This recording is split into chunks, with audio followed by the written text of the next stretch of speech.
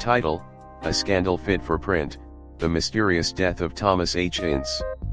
Act 1, a celebratory voyage turns tragic, expanded to 4,000 plus words. November 1924. Hollywood's golden age is in full swing. The streets of Los Angeles buzz with excitement, the sound of typewriters clacking in newsroom offices, the scent of freshly printed ink wafting from rolling presses. The world is in love with the magic of silent films, and no one is more influential in this era than Thomas H. Ince. Dubbed the father of the Western, he is one of the first true visionaries of Hollywood, a man who built an empire from moving pictures. But despite his success, in just a few days, his name will be forever linked to one of the most mysterious and scandalous deaths in the history of Tinseltown. November 15, 1924. It is supposed to be a night of luxury, celebration, and promise. Thomas H. Ince steps aboard William Randolph Hearst's extravagant yacht, the Oneida. It is an invitation only extended to the most elite of Hollywood, a floating palace of indulgence. The occasion? A double celebration: his 44th birthday and a potential new business venture with the most powerful media mogul in America. Among the guests are an illustrious mix of actors, directors, and industry insiders. Hearst's mistress, the captivating Marion Davies, radiates charm, laughing with her friends. Silent film icon Charlie Chaplin, always the center of attention, exchanges witty banter with the guests. Screenwriter Eleanor Glynn, known for her scandalous novels, watches it all unfold with a keen eye. The mood is light, filled with laughter and the clinking of glasses. But behind the carefully curated atmosphere of opulence, something darker simmers beneath the surface. Aboard the Oneida, excess is the order of the night. Imported caviar, rich duck confit, and the finest wine flow endlessly. Crystal glasses shimmer under golden chandeliers. The jazz band plays lively tunes, the scent of expensive cigars mingling with the salt of the sea air. It is the epitome of 1920s glamour, a world where fortunes are made and lost over dinner conversations. For Thomas Ince, however, the evening takes a turn. The excitement of the festivities is quickly overshadowed by discomfort. A sharp pain grips his stomach. He shifts in his seat, attempting to mask his discomfort with a forced smile. Those closest to him know he has been struggling with debilitating stomach ulcers. But tonight, something feels different. The discomfort is more intense, the pain sharper. At first, Ince assumes it is merely indigestion, an unfortunate reaction to the rich food and alcohol.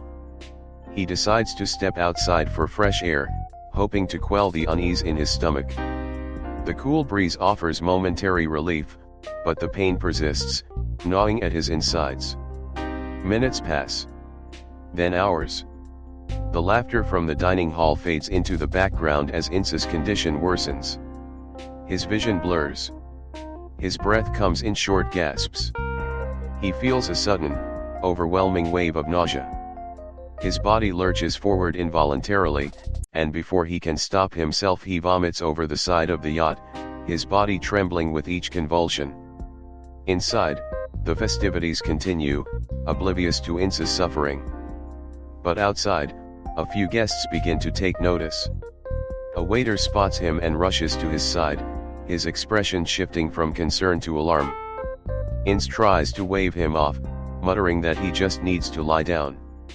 Despite his insistence, his condition deteriorates. He staggers toward his cabin, barely able to keep himself upright. The world around him tilts, the walls narrowing, the wooden floors beneath his feet seemingly unsteady. As he reaches his door, he collapses onto the bed, his body racked with chills. By midnight, Ince's suffering has become unbearable.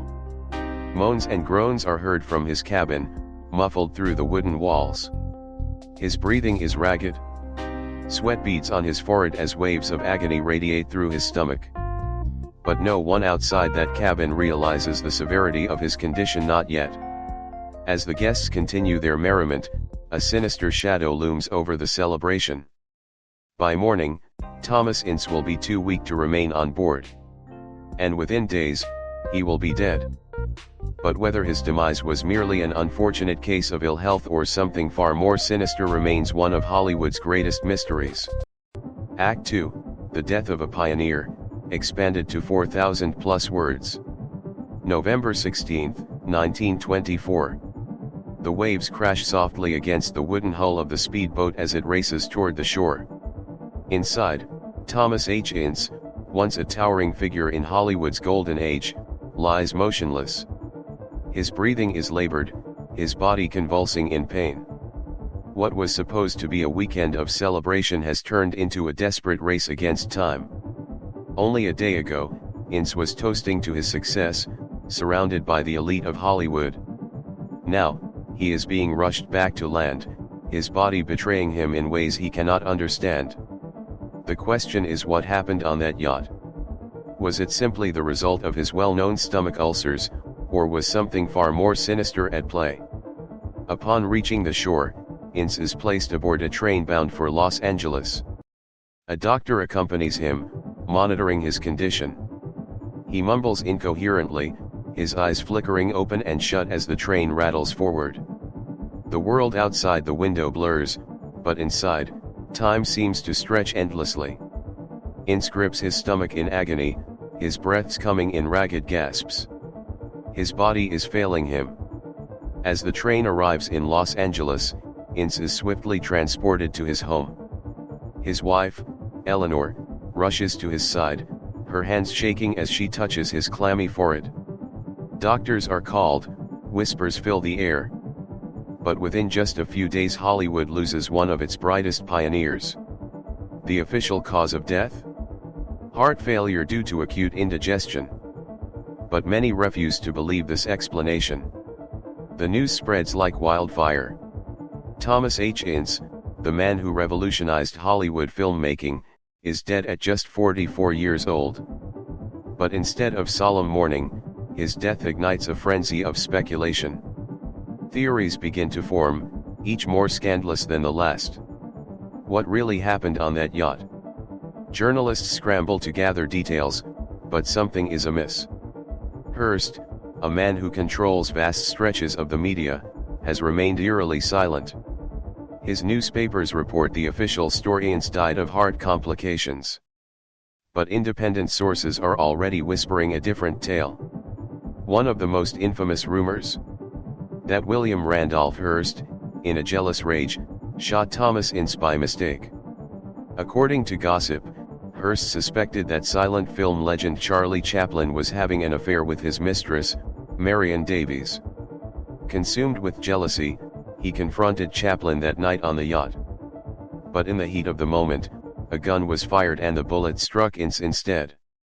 There's just one problem with this theory: Charlie Chaplin wasn't even on the yacht that night. Could Hearst really have mistaken Ince for Chaplin? Unlikely. The powerful mogul was an expert marksman. If he had intended to shoot someone, he wouldn't have missed. Another theory emerges: poison. Some whisper that Ince was deliberately poisoned aboard the yacht, perhaps as a result of bootleg liquor. During the Prohibition era, unregulated alcohol was a dangerous gamble. Could a tainted drink have sealed Ince's fate? It is possible. But even this theory has holes. No other guests reported similar symptoms. And given Ince's ongoing health issues, could a toxic drink really be blamed? Then there's the greatest mystery of all: why was Ince's body cremated so quickly?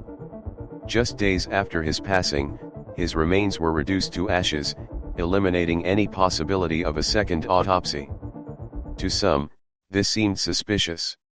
Was someone trying to bury the truth? Hearst's actions in the wake of Ince's death only fueled the fire. He was noticeably absent from the funeral. His newspapers barely covered the story. And strangest of all, some of the yacht's guests were said to have received lucrative offers and promotions in the weeks that followed. Were they being silenced? Investigative journalists dug deeper, searching for inconsistencies. But the powerful reach of William Randolph Hearst made getting answers nearly impossible. Was this just a case of unfortunate health complications?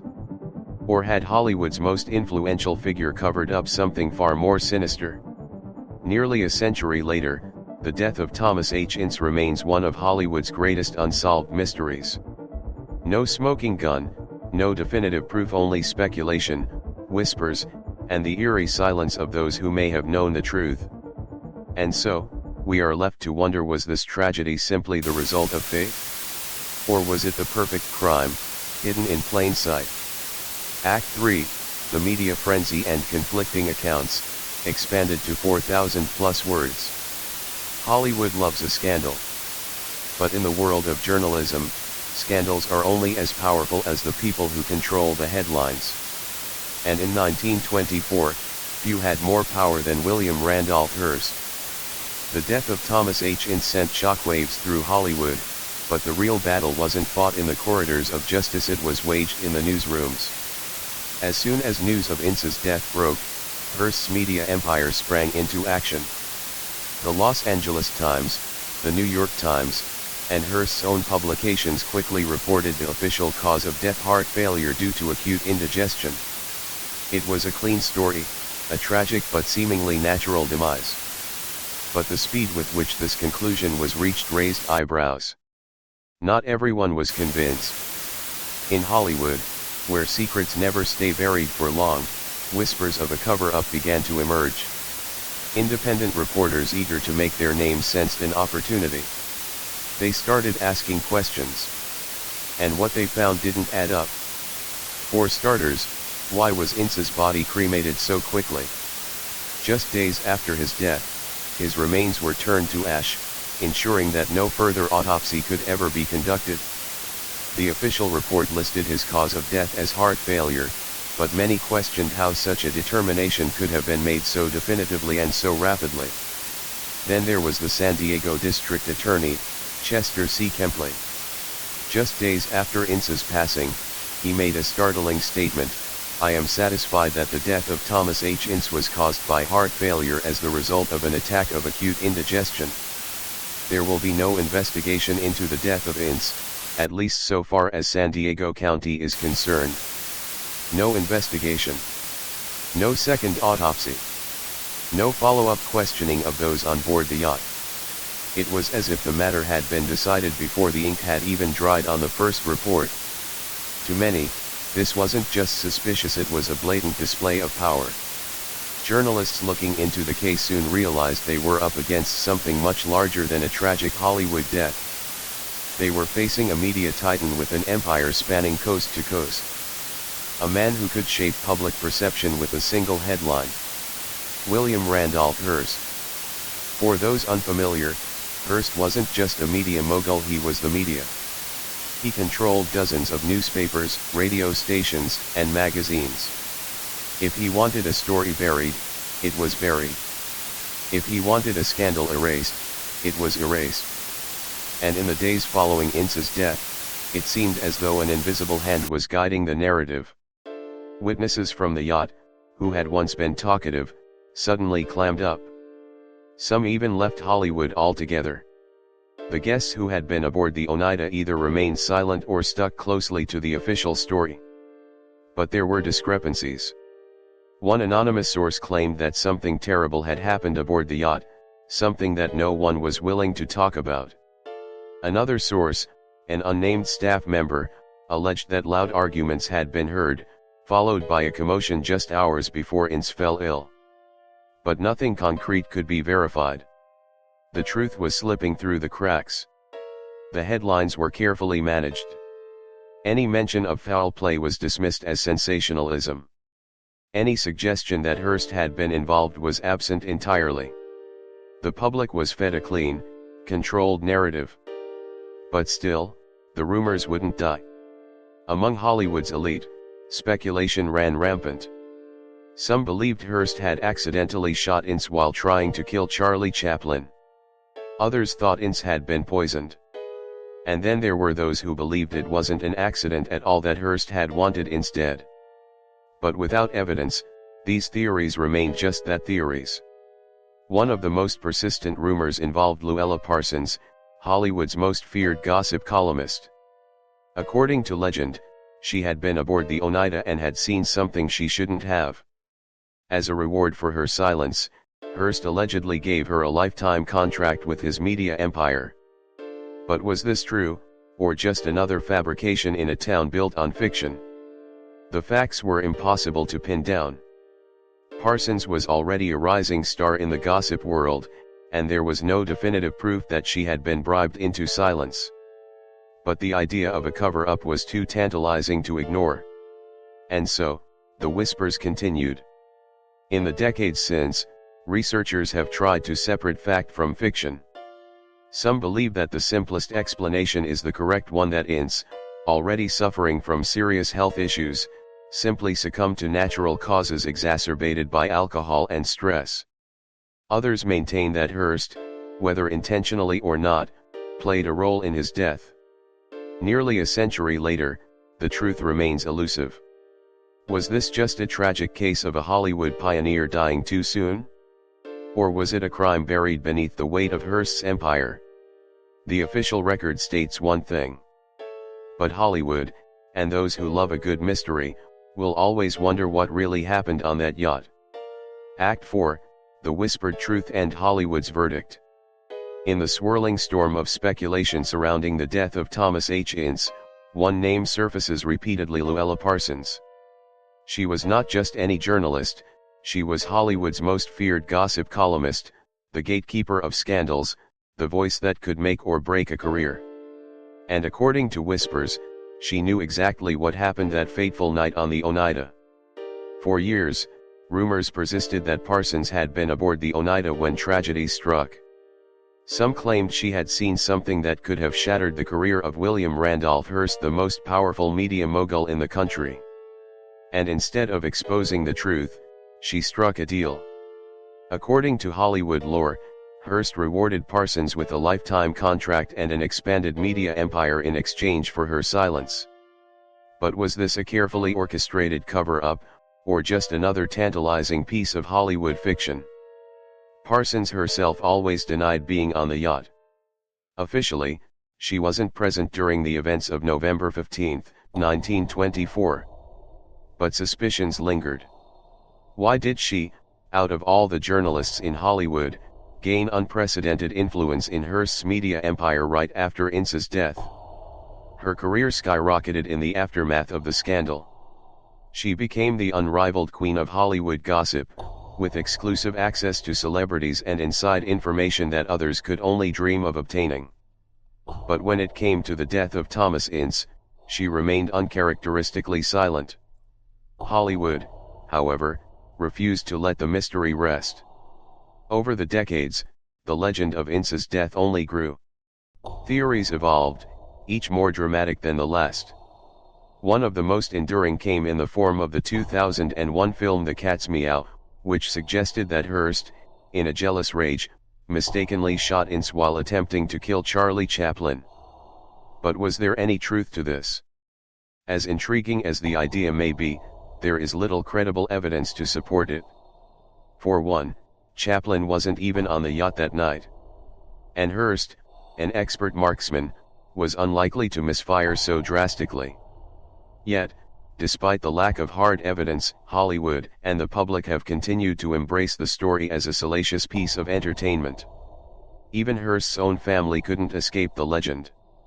His granddaughter, Patricia Patty Hearst, later co-authored a novel, Murder at San Simeon, which fictionalized the events surrounding Ince's death. Though marketed as fiction, it only fueled further speculation. If Hearst's own descendant entertained the idea of foul play, could there be some truth behind the myth? Despite all the speculation, serious researchers have spent years trying to separate fact from fiction. Some believe that Ince's long-standing stomach problems were the true culprit.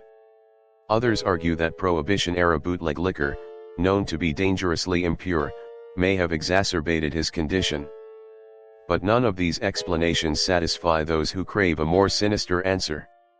To this day, no one can say for certain what happened aboard the Oneida.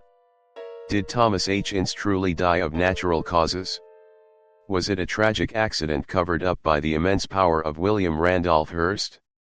Or was it all just the perfect storm for an enduring Hollywood legend? Hollywood is a town built on illusion, where the lines between reality and fiction blur with every new retelling. The death of Thomas H. Ince may never be fully explained, but one thing is certain: the truth, whatever it may be, was lost long ago in the whispers of history. Act 5, Separating Fact from Fiction.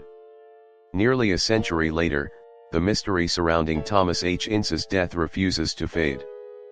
But as sensational as the theories may be, serious researchers have spent years trying to separate fact from fiction. Was it a Hollywood cover-up, or simply the unfortunate death of a man whose body had already been failing him? To understand the truth, we must look past the myths and focus on the facts. Ince's biographer, Marion Davies, is among those who dismiss the idea of murder. His research into the life and death of the Hollywood pioneer presents a far more mundane but no less tragic explanation. Davies argues that Ince had long struggled with serious health issues. Stomach ulcers, stress, and exhaustion had already taken a heavy toll on his body. The excessive indulgence aboard Hearst's yacht, rich foods, alcohol, and the strains of travel may have simply pushed him past his breaking point. Medical experts at the time supported this conclusion. The coroner's report listed heart failure due to acute indigestion as the cause of death, a diagnosis consistent with severe ulcers and high stress. Still, skeptics argue that the official story was too clean, too perfectly wrapped up. Why was the investigation shut down so quickly? Why was Ince's body cremated before any deeper examination could take place? And why did some witnesses change their stories over time? Many believe the speed at which the case was closed was due not to foul play, but to the sheer power of William Randolph Hearst. Whether or not he was involved in Ince's death, one thing was certain: he did not want any scandal attached to his name or his beloved Marion Davies. A public spectacle would have drawn unwanted attention to his yacht, his guests, and his personal affairs. And so, the media he controlled presented only one version of events. The version that made the story disappear. Thomas Ince was laid to rest with little fanfare. While his family and friends mourned, the Hollywood elite quickly moved on. Within months, the scandal had faded from the front pages, replaced by the next big Hollywood headline. Ince's legacy, however, would remain overshadowed not by his own achievements, but by the rumors that surrounded his death. And yet, his contributions to cinema remain undeniable. Ince was not just another filmmaker, he was a pioneer. He revolutionized Hollywood's production methods, formalized the role of the producer, and helped shape the modern studio system. Without his innovations, Hollywood might not be the industry it is today. A century later, the truth behind Thomas H. Ince's death remains debated. Was it simply a case of bad luck? Or did the immense power of William Randolph Hearst ensure that the real story never saw the light of day? We may never know the full truth. But in Hollywood, where legends are born and mysteries endure, the story of Thomas H. Ince will always be remembered.